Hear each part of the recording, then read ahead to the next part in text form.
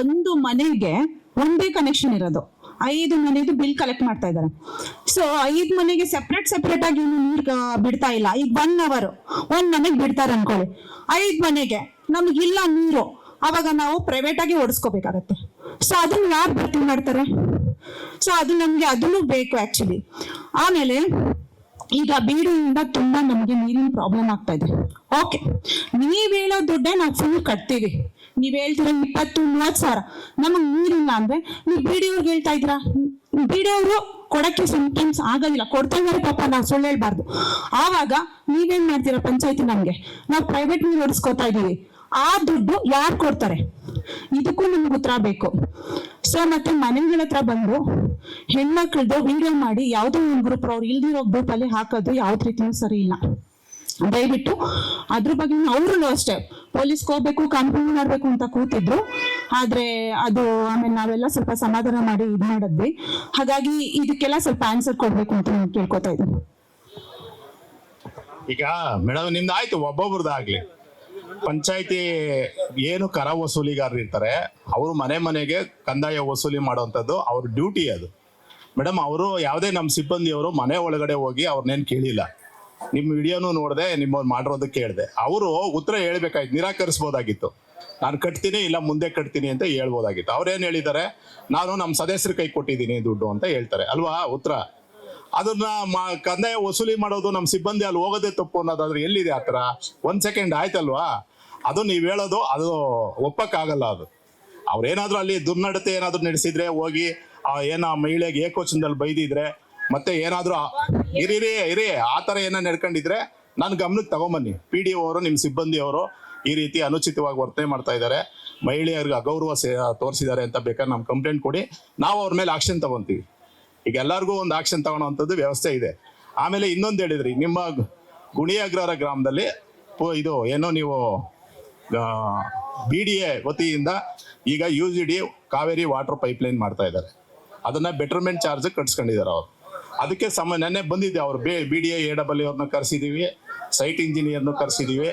ಅವರು ಏನ್ ಹೇಳ್ತಾ ಇದ್ದಾರೆ, ಇಮಿಡಿಯೇಟ್ ಆಗಿ ಏನ್ ಪೈಪ್ಗಳು ಒಡೆದಾಗ್ತಾ ಇದ್ದಾರೆ ಅದು ಇಮಿಡಿಯೇಟ್ ಆಗಿ ರಿಪೇರಿ ಮಾಡಿಕೊಡುವಂತ ವ್ಯವಸ್ಥೆ ಮಾಡ್ತಾ ಇದ್ದಾರೆ. ಮತ್ತೆ 5 ಟ್ಯಾಂಕರ್ಗಳನ್ನ ಬಿಟ್ಟಿದ್ದಾರೆ ಆ ಊರಲ್ಲಿ, ಗೊತ್ತಾಯ್ತಾ? ಮನೆಯಲ್ಲಿ ನಾವು ಅದನ್ನ ಹೇಳಿದೀವಿ, ನೀವು ಟ್ಯಾಂಕರ್ ಅಲ್ಲಿ ನೀರು ಎಷ್ಟು ಕೊಟ್ಟರು ಅವ್ರಿಗೆ ಸಾಲೋದಿಲ್ಲ. ಏನ್ ನೀವು ಪೈಪ್ ಡ್ಯಾಮೇಜ್ ಮಾಡ್ತೀರಾ, ಇಮಿಡಿಯೇಟ್ ಆಗಿ ವಿತಿನ್ 24 hours ಅಲ್ಲಿ ರೆಡಿ ಮಾಡ್ಕೊಡ್ಬೇಕು. ಆಮೇಲೆ ಇರಿ ಸರ್, ಅದಕ್ಕೊಂದು ಕಾಲ್ ಸೆಂಟರ್ ತರ ಮಾಡಿ ಅಂತ ಹೇಳಿದೀವಿ ನಾವು. 5 ಜನ ಅವ್ರು ಎಲ್ಲೆಲ್ಲಿ ಹೋಗ್ಬೇಕು, ಎಲ್ಲೆಲ್ಲಿ ಅವಶ್ಯಕತೆ ಇದೆ ಅದನ್ನ ಒಂದು ಗ್ರೂಪ್ ಮಾಡಿ, ಒಂದು ಕಾಲ್ ಸೆಂಟರ್ ತರ ಮಾಡಿ, ಎಲ್ಲಿ ತುರ್ತು ನೀರಿನ ಅಭಾವ ಇದೆ ಅವ್ರಿಗೆ ಸಪ್ಲೈ ಮಾಡಿ ಅಂತ ಅದನ್ನ ಸೂಚನೆಯನ್ನು ಕೊಟ್ಟಿದ್ದೀವಿ. ಅದ್ರ ಪ್ರಕಾರ AW ಅವರು ಏನಾದ್ರೂ ಕಂಪ್ಲೇಂಟ್ಸ್ ಇದ್ರೆ ನಾನು ಬರ್ತೀನಿ ಅಂತ ಹೇಳಿದ್ದಾರೆ. ಅದ್ರ ಬಗ್ಗೆ ಕ್ರಮ ವಹಿಸೋಣ. ಮತ್ತೆ ನೀರಿಂದ ಬಿಲ್ಲೇ ಆಮೇಲೆ 7,500 ರೂಪಾಯಿ ಹೇಳಿದ್ರಿ ನೀವು. 7,500 ಸರ್ಕಾರ ನಿಗದಿ ಮಾಡಿರೋದು. ನಮ್ಮ ಇವರು ಇಲ್ಲೇ ಕೂತಿದ್ದಾರೆ. ಒಂದು ನೀವೇನಾದ್ರೂ ಟ್ಯಾಪ್ ಕನೆಕ್ಷನ್ ತಗೊಬೇಕಾದ್ರೆ ಡೆಪಾಸಿಟ್ ಅಮೌಂಟ್ ಅಂತ 7,500 ಕಟ್ಟಲೇಬೇಕದು. ಅದಕ್ಕೆ ರಸೀದಿ ಕೊಡ್ಲಿಲ್ಲ ಅಂದ್ರೆ, ನಮ್ಮ ಸಿಬ್ಬಂದಿಯವರು 7,500 ಕಟ್ಸ್ಕೊಂಡು ರಸೀದಿ ಕೊಡ್ಲಿಲ್ಲ ಅಂದ್ರೆ ನಮ್ಗೆ ಕಂಪ್ಲೇಂಟ್ ಮಾಡಿ. ನೀವೇನಾದ್ರೂ 7,500 ಬಗ್ಗೆ ಏನಾದ್ರೂ ಅನುಮಾನ ಇದ್ರೆ ನಮ್ಮ ಚೀಫ್ ಎಕ್ಸಿಕ್ಯೂಟಿವ್ ಆಫೀಸರ್ ಇದ್ದಾರೆ, ಕಮಿಷನರ್ ಇದ್ದಾರೆ, ಅವ್ರಿಗೆ ಹೋಗಿ ಇಲ್ಲ ಇದು ನೀವು ಮಾಡಿರೋದು ಅವೈಜ್ಞಾನಿಕವಾಗಿದೆ ಅಂತ ಅಪೀಲ್ ಮಾಡ್ಕೊಬಹುದು. ಹೊಸ ಕನೆಕ್ಷನ್ಗೆ ಹಳೆ ಕನೆಕ್ಷನ್ ನಿಮ್ಗೆ ರೆಸಿಪ್ಟ್ ಇದೆಯಾ ಕಟ್ಸ್ಕೊಂಡಿರೋದು?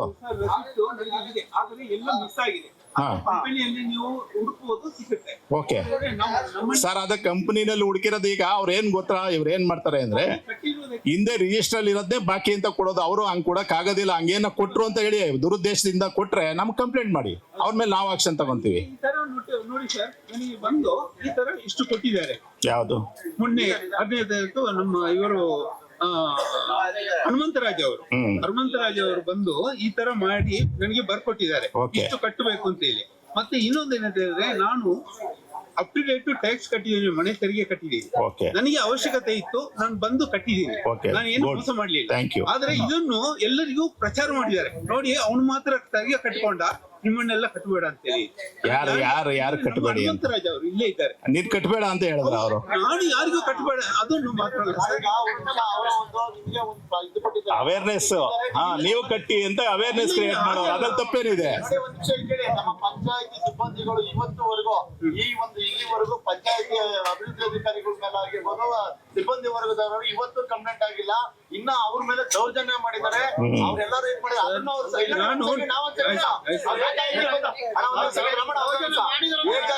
ನೀವು ಸಿಬ್ಬಂದಿಗಳ ಮೇಲೆ ಆನಂತರ ನೀವೇನ್ ಹೇಳ್ಬೇಕಾದ್ರು ಹೇಳಿ, ಅಲ್ಲ ಏನ್ ಬೇಕಾದ್ರು ಹೇಳಿ, ಅದನ್ನ ನಾವು ಒಪ್ಕೊಳ್ಳೋಣ. ಸಿಬ್ಬಂದಿ ವರ್ಗದ ಮೇಲೆ ನೀವು ಯಾವ್ದೇ ಕಾರಣಕ್ಕೂ ಹೇಳ್ಬೇಡಿ. ಆಮೇಲೆ ಇನ್ನೊಂದು ವಿಚಾರ ಹೇಳ್ತೀನಿ ಕೇಳಿ, ನಿಮ್ಮ ಗ್ರಾಮ ಪಂಚಾಯತ್ ಸದಸ್ಯರಿದ್ದಾರೆ ಗೌರವಾನ್ವಿತ, ಅವ್ರಿಗೆ ತಿಳಿಸಿ. ನಾನು ಒಬ್ಬ ಮಾಜಿ ಅಧ್ಯಕ್ಷನಾಗಿ ನಿಮ್ ಗುಣಿಯಗ್ರಹರ ವೆಲ್ಫೇರ್ ಅಸೋಸಿಯೇಷನ್ ಅಲ್ಲಿ ನಾನು ಒಬ್ಬ ಗ್ರೂಪ್ ಮೆಂಬರ್ ಆಗಿದ್ದೀನಿ. ನಿಮ್ಮ ಊರಿನಲ್ಲಿ ಗ್ರಾಮ ಪಂಚಾಯತಿ ನಿಮ್ಗೆ ಸ್ಪಂದಿಸುವಂತ ಗ್ರಾಮ ಪಂಚಾಯತಿ ಮೆಂಬರ್ಗಳು ಯಾವ್ದೇ ಊರಲ್ಲಿ ನಾನು ಸಹಿತ ನನ್ನ ಊರಿಗೆ ನಾನು ಸ್ಪಂದಿಸಲ್ಲ. ಆ ರೀತಿ ನಿಮ್ಗೆ ಸರ್ವಿಸ್ ಕೊಡ್ತಾ ಇದ್ದಾರೆ ಗ್ರಾಮ ಪಂಚಾಯತ್ ಸದಸ್ಯರು. ಸರ್ ಒಂದೊಂದು ಸೆಕೆಂಡ್, ಸರ್ ಒಂದ್ ಸೆಕೆಂಡ್ ಕೇಳಿ.